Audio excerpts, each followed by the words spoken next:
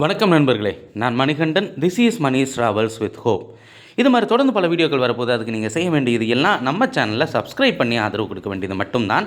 இன்றைக்கி இந்த வீடியோவில் நம்ம பார்க்க போகிற விஷயம் வருகிற ஏப்ரல் 4ஆம் தேதியில் இருந்து புதிய சிறப்பு ரயில் அறிமுகப்படுத்த இருக்கிறது. புதிய சிறப்பு ரயில் அப்படின்னு தான் சொல்லணும். ஏன்னா ஏற்கனவே ஓடிக்கொண்டு இருந்த ரயிலாக இருந்த ரயில் தான் ஊடையில் கும்பமேளாவுக்காக இந்த ரயிலை நிறுத்தி பல மாற்றங்கள் செஞ்சு இந்த ரயிலானது இயக்கப்படுகிறது. ஆமாம், திருச்சியில் இருந்து தாம்பரம் வரைக்குமே வாரம் 5 நாட்கள் இயக்கப்பட்ட சிறப்பு ரயில். கும்பமேளாவுக்காக இந்த ரயிலானது நிறுத்தப்பட்டது.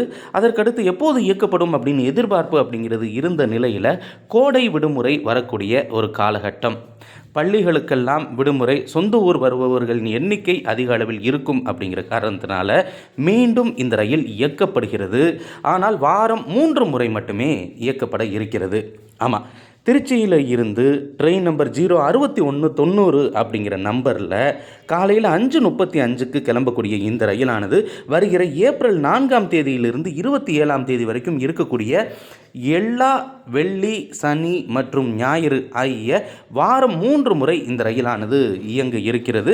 காலையில் 5:35க்கு கிளம்பக்கூடிய இந்த ரயிலானது தஞ்சாவூர், கும்பகோணம், மயிலாடுதுறை, கடலூர் வழியாக விழுப்புரம் வந்து விழுப்புரத்தில் இருந்து தாம்பரம் வரைக்கும் இயக்கப்பட இருக்கிறது.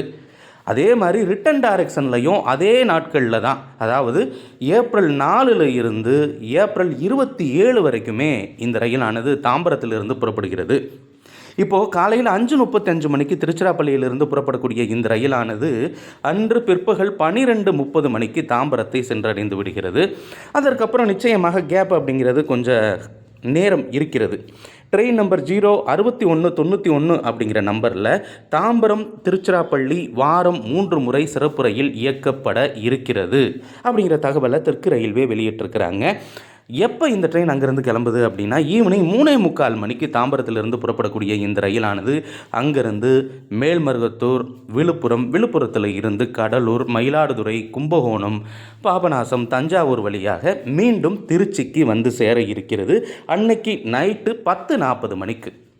வாரம் 3 முறை ஏன் இந்த ரயில் இயக்கப்படுது அப்படின்னா, சென்னையில் இருப்பவர்களுக்கு விடுமுறை அப்படின்னு எடுத்துக்கிட்டோம் அப்படின்னா சனி ஞாயிறு நிச்சயமாக விடுமுறை இருக்கும்.